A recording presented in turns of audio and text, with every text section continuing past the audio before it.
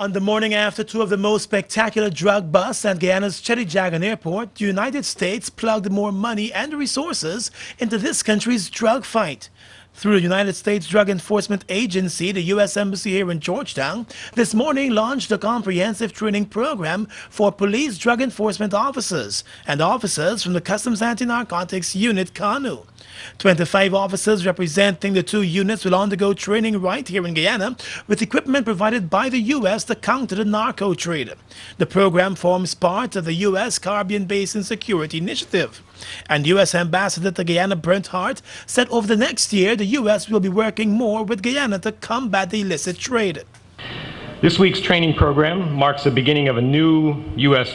financial year during which we will be working hand in hand with Guyana's security forces, with the judicial system, corrections institutions, banking industry even, through an array of CBSI initiatives.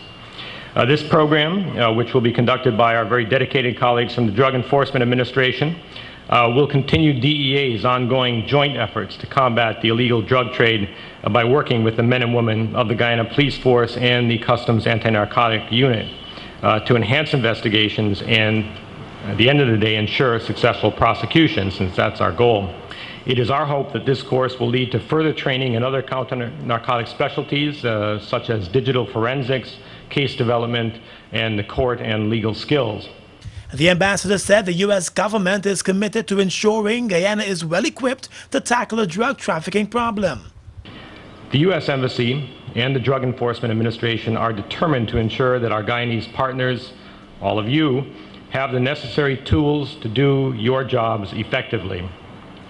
The handover of the equipment that we have on the table here that we're providing today will bring the total value of equipment offered this fiscal year to about $45,000 US, or about 9 million Guyana dollars. This is equipment that Guyanese and American law enforcement authorities have sat down together and identified as critical to your ability to conduct effective counter-narcotics investigations. And the Minister of Home Affairs, Clement Rohi, pointed to various efforts to arrest the issue of narco-trafficking, saying that the administration remains committed to stamping it out.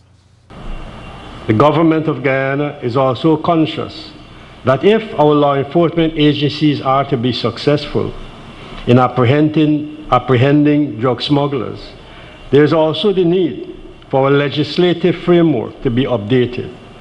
Constant action is being taken in this regard. The Caribbean Basin Security Initiative came on stream in 2009 as part of U.S. President Barack Obama's international push to tackle the narco trade. Guyana has come under criticism in the past for not doing enough to deal with the problem.